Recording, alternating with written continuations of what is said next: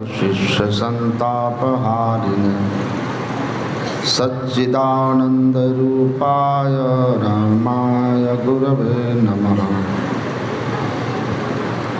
धन्य धन्य सद्गुरु सुखद महिमा कही न जा, जो कुछ कहूँ तुम्हारी कृपा मोते कछु न बसा।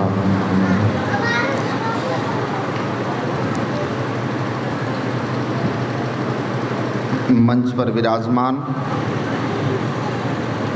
परमाराध्य संत सद्गुरु महाराज के तपोनिष्ठ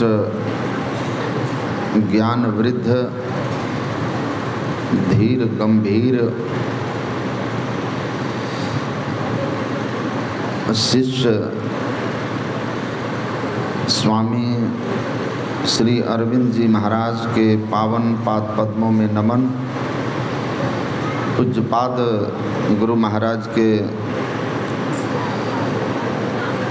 बगिया और उनके तीर्थ स्थली को संभालने वाले उनके शिष्य स्वामी दशरथ जी महाराज मनिहारी आश्रम को नमन। मंचासीन समस्त साधु समाज के श्री चरणों में नमन। बहुत सौभाग्य की बात है कि आज 9वें साल के इस ध्यान शिविर में हम लोगों के बीच पहली बार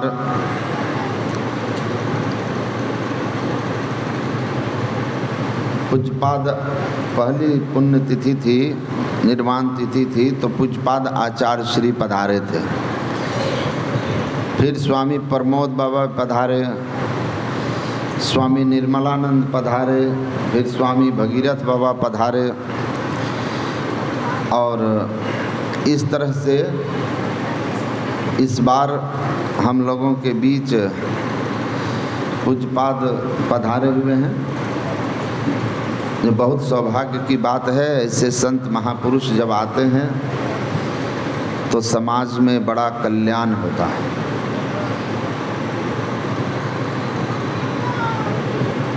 पुण्य पुंज बिनु मिलहि न संता, इस समाज का पुण्य है कि हम लोग ऐसे संतों के महापुरुषों के दर्शन पर्शन करते हैं और इनके ज्ञान से विचार से हम लोग अपने जीवन को सुधारते हैं, संवारते हैं। तो मैं तो यहाँ आप लोगों को बहुत सुनाया हूँ, 2008 से सुना रहा हूँ और आप लोग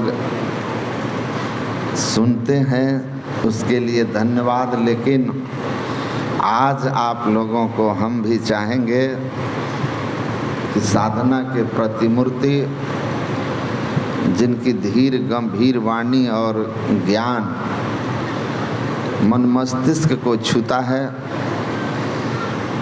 वो हम लोगों को अपने ज्ञान से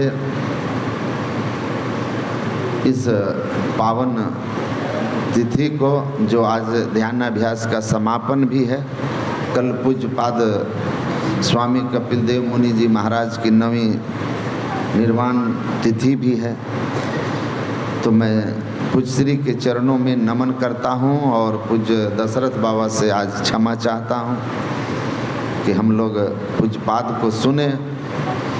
एक सत्र पहले ही कटौती हो गई है। श्री सद्गुरु महाराज की जय। जी हम सुनते हमारे तो सुनबे करते हैं।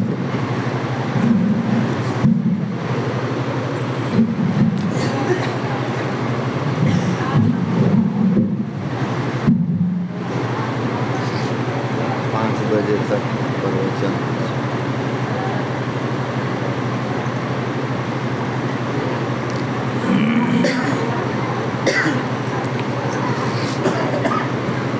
श्री सद्गुरु महाराज महाराज की जय। श्री सद्गुरु महाराज की जय। श्री सद्गुरु महाराज की जय।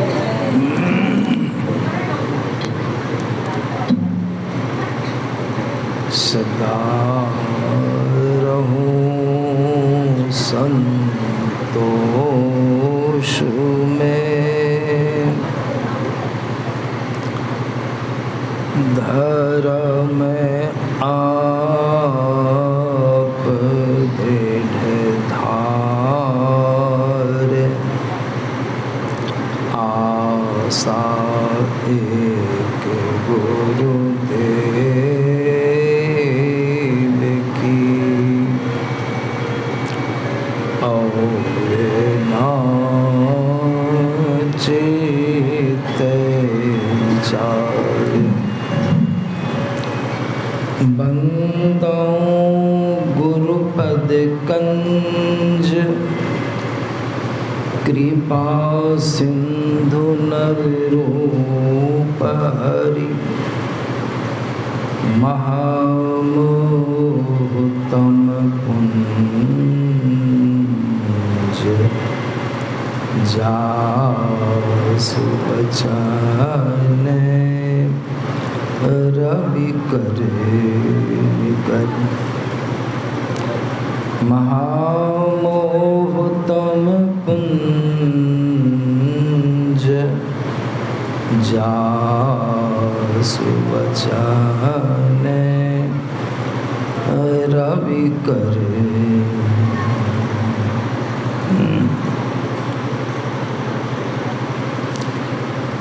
मंचस्थ वंदनीय मुद मंगलमय साधु समाज, धर्म प्रेमी सज्जन वृंद तथा माताओं एवं बहनों, हम लोग सब कोई गुरु महाराज की महती कृपा से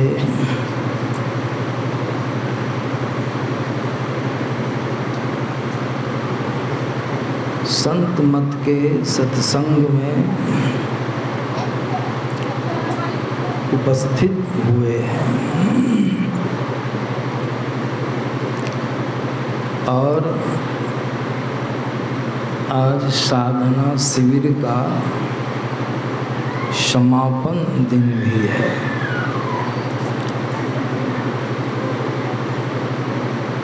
हमारे गुरु महाराज अपनी वाणी में लिखे हैं, हम लोग बराबर ही उसे श्रवण भी करते हैं कि नित्य सत्संगति करो बनाई,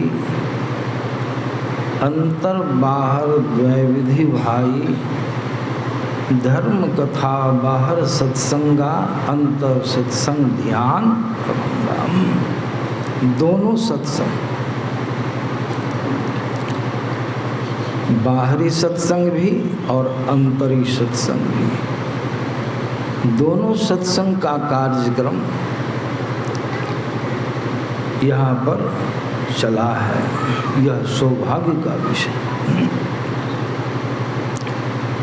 गुरु महाराज की वाणी में हम लोग बराबर गाते हैं, सत्संग नित्य अरु ध्यान नित्य, रहिए करत संलग्न हो, व्यभिचार चोरी नशा हिंसा झूठ तजना चाहिए। दोनों सत्संग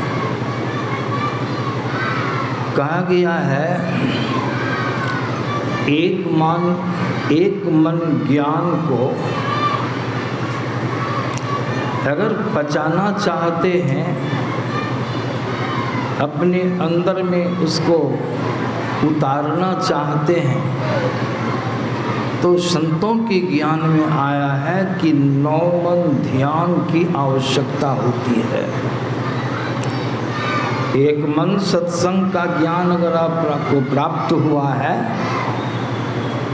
तो उसको संभालने के लिए, बचाने के लिए 9 मन ध्यान की आवश्यकता होती है। इसीलिए संत मत का सत्संग है, ज्ञान और ध्यान दोनों को संग संग लेके चला जाता है। अभी हम लोगों ने भगवान श्री रामचंद्र जी की वाणी का पाठ श्रवण किए हैं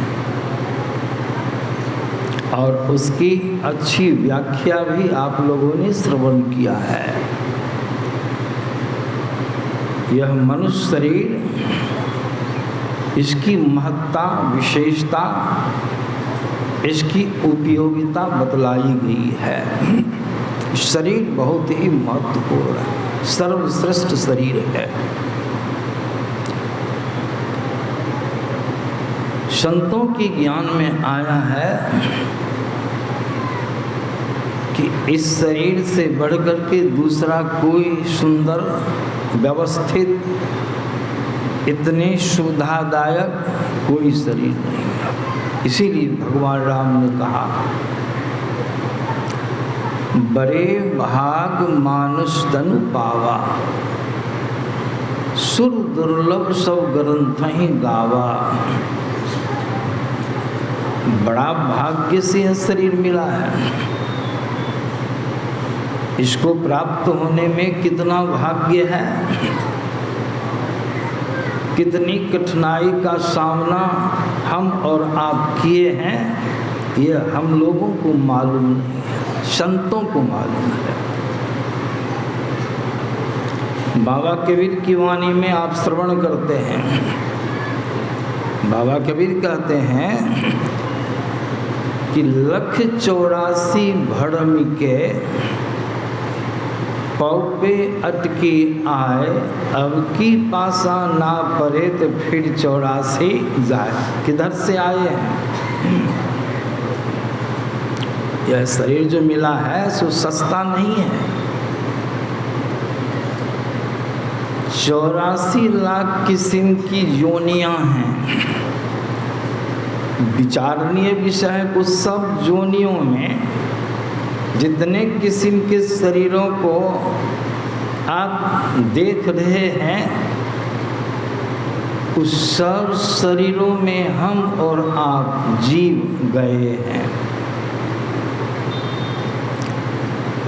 मनुष्य शरीर को छोड़ करके और जितने भी शरीरों को देखते हैं, उस शरीर में रहना किन्हीं को पसंद है?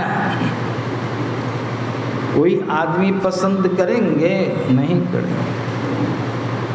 लेकिन यह है कि उस शरीर में सृष्टि के क्रम में एक एक शरीर की जितनी उम्र है, उतनी उम्र तक उस शरीर में रह करके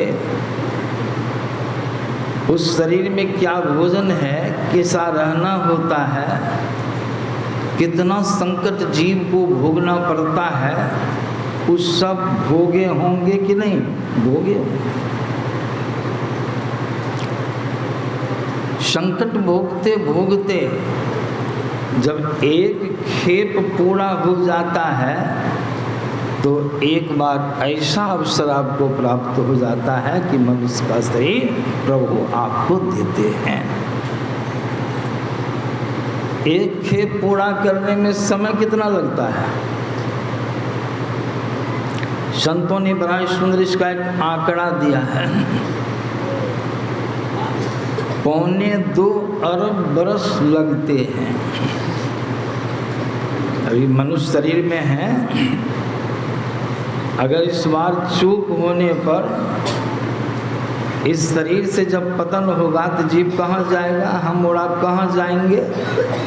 एकाएक ही बारी बारी से जितने शरीरों के संबंध में बतलाया गया है, सब शरीर में जाना होगा, उतने समय तक रहना होगा, उतना संकट भोगना होगा। अब भोगते भोगते आजीज हो जाएंगे, हपस जाएंगे, फिर 2.25 अरब बरस लगेंगे, फिर एक बार मनुष्य का शरीर मिला। कितना कष्ट है। इसलिए भगवान ने कहा कि बड़े भाग मानुष तनु पावा। कागभूषण जी महाराज गरुड़ जी को समझाते हैं।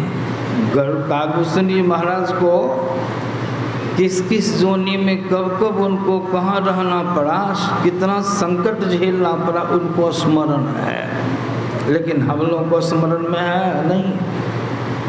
कागभूषण जी महाराज गुरु जी से कहते हैं कि हे गरुड़, कवन जोनी, कौन ऐसी जोनी होगी, कौन ऐसा शरीर होगा जन्मो जहाँ नाही, तो उस शरीर में मैं जन्म नहीं लिया हूँगा और मैं खगेश भ्रमी भ्रमी दुख पाऊँ, उसमें भरम भरम करके हम दुख भोगे हैं। इसलिए बाबा कबीर की वाणी आपने श्रवण किया कि 184 भरम के पौ पे अटके आए, अब की पासा ना परे फिर 84 जाए। ऐसे को भगवान राम की वाणी में क्या सुने। इसमें एक चौपाई आई, आप लोगों का स्मरण होगा। भगवान रामचंद्र जी कहते हैं आकर चारी 184 जोनी। भ्रमत कौन, भ्रमना माने घूमना, कौन घूमा है, यह जीव, इशारा करते निकटता सूचक शब्द है। यह जीव अविनाशी, यह जीव आप और हम जो हैं जो अविनाशी तत्व हैं, आपका नाश नहीं होता है, लेकिन इन शरीरों में आपको जाना पड़ा है। पशु शरीर में, बैल शरीर में गए होंगे तो भोजन क्या किए होंगे। बैल का भोजन हम लोग क्या देते हैं। बाबा कबीर की वाणी माया सूखी तृण, तृण माने घास, सूखी तृण आगे धै दे तो घास भूसा नहीं पैवे रे, भारी बुस्तरा पीठ पर ला तो पंथ चलत पछते गए। ख्याल कीजिए, अगर सुअर शरीर में गए होंगे, हम और आप जो अभी मनुष्य शरीर में हैं, सुअर शरीर में गए होंगे कि नहीं गए होंगे। इसमें भी कुछ मेख विरिक है कि नहीं गए होंगे, नहीं, निश्चित रूप से सुअर शरीर में गए होंगे तो भोजन क्या किए होंगे। सुअर का मुख्य भोजन क्या है, जो उसके लिए बड़ा ही स्वादिष्ट भोजन है, वह क्या है, विष्ठा। सुअर का मुख्य भोजन है विष्ठा, मल खाता है। उसको मल खाते देख करके हम और आप बहुत अपने अंदर में घृणा उत्पन्न करते हैं, उसको देखते हैं तो मन भिनक जाता है। लेकिन जब उस शरीर में गए होंगे तब बहुत स्वाद के साथ कितनी बार खाए होंगे। सुअर शरीर में हम देखें अपनी आँखों से, वर्ष में एक बार उसका रुआ बिकता है, खरीदने वाला आता है, डोम से रुआ खरीदता है, बातचीत करता है, और सुअर को जबरन उसकी कुहारी से पकड़ के निकाल के उठा के पटक कर गर्दन पर बैठकर एक एक बार में एक एक मुट्ठी रुआ चराक चराक करके अलगा लेता है। कितना कष्ट भोगे होंगे सोचिए। हम लोग के शरीर से एक बाल टूट जाता है, बलतोड़ हो जाता है तो बड़ी पीड़ा भोगनी पड़ती है, बहुत कष्ट होता है। लेकिन सुअर शरीर में यही जीव है, एक एक बार एक एक मुट्ठी रुआ, एक तरफ का सब रुआ उखड़ गया, उसको पलटी कर दिया, दूसरी तरफ का भी सब रुआ खींच लिया। उसके शरीर से, शरीर में सब समाहट होती है, नुचनी लगती है, लेकिन वह विवश है। हाथ भी नहीं है कि सहला लेगा, नोच लेगा, है हाथ हम लोगों की तरह नहीं है। जब छूटता है वह दौड़ के जाता है सड़क पर, पट हो करके शरीर को रगड़ता है, चचियाता है, बड़ी पीड़ा होती है। सुअर की मृत्यु कैसे होती है। शुगर को मारा जाता है, उसको भी हम अपनी आँखों से देखें, बहुत दर्दनाक दृश्य है। उसको उठा के लाया जाता है, पटकता है और करची का, बाँस का उसका खैला बनाता है, नुकीला बनाता है, आग में उसको धिपाता है और धिपा करके कहाँ भोंकता है? जहाँ पर कलेजी है, जहाँ सीना है, छाती है, उसी में भोंकता है। खचारते खचारते, भोंकते भोंकते, चिल्लाते दुख भोगते अंत में दम को तोड़ देता है। कितना कष्ट है। इसीलिए मैंने थोड़ा आप लोगों को स्मरण दिलाया कि उस शरीर में कितना कष्ट है, रहने में, सहने में, खाने में, पीने में पीड़ा है। हम लोगों का शरीर कैसा है? जो भगवान राम की वाणी में आपने श्रवण किया कि साधन धाम मोक्ष कर द्वार, सब साधनों का घर है। हालांकि विचारणीय विषय है, विचारिएगा। यह शरीर भी जो आपका है, इसकी तो बड़ी बड़ाई गाई गई है, लेकिन वास्तव में यह शरीर का असली प्रारूप क्या है, शरीर क्या है? संतों ने इस पर दृष्टिपात किया है। संतों की दृष्टि में यह शरीर भी जीव के लिए बढ़िया नहीं है। बहुत लोग अचंभित होते होंगे सुन करके कि शरीर बढ़िया नहीं है, संतों की आज्ञा नहीं, क्या है? संत राधा स्वामी जी महाराज की वाणी में आया है। राधा स्वामी जी महाराज शरीर को बंधन के रूप में देखते हैं और कहते हैं किसके ऊपर का बंधन है? आप जो अंदर में हैं, जीव तत्व, आपके ऊपर का यह बंधन भी है। इसलिए उन्होंने अपनी वाणी में स्पष्ट किया, बंधे तुम, तुमसे तात्पर्य जीव को संकेत करते हैं। बंधे तुम गहरे बंधन आन, बहुत सघन बंधन में आके बंधे। क्या है बंधन? जो हम लोग कभी इसको बंधन नहीं समझे होंगे, शरीर को बहुत अच्छा समझते हैं। क्या है बंधन? तो पहला बंधन परा देह का, देह माना शरीर, शरीर बंधन है। आप बंधे हैं, आप फ्री नहीं हैं, शरीर के अंदर में हैं, स्वतंत्र नहीं हैं। इसी को गुरु गोरखनाथ जी महाराज देखिए, उनकी दृष्टि क्या है, किस दृष्टि से देखे हैं? गुरु गोरखनाथ जी महाराज ने कहा शरीर के संबंध में कि सप्त धातु का काया पिंजरा, सिर्फ काया भर ही कह देते सो नहीं, शब्द जोड़ती है पिंजरा। अब पिंजरा शब्द से सब कोई परिचित है।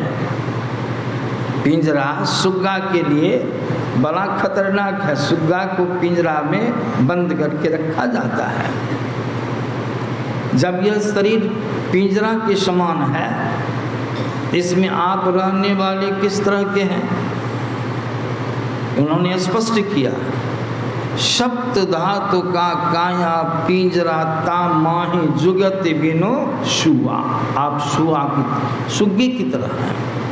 आपको जुक्ति मालूम नहीं है, इस पिंजरा से कैसे आप उबरेंगे, इसकी जुक्ति आपके पास मालूम नहीं, लेकिन शरीर पिंजरा है, आप सुग्गी की तरह हैं। एक कवि ने बड़ा सुंदर कहा,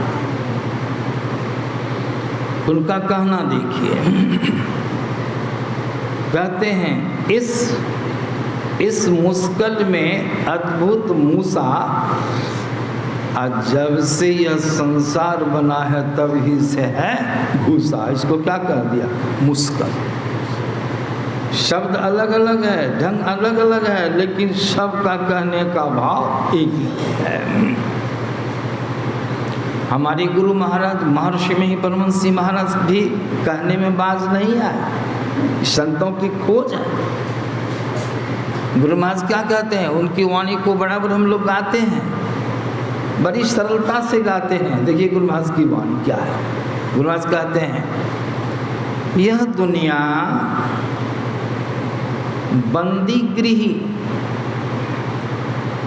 बंदी गृह माना कैद खाना, जेल।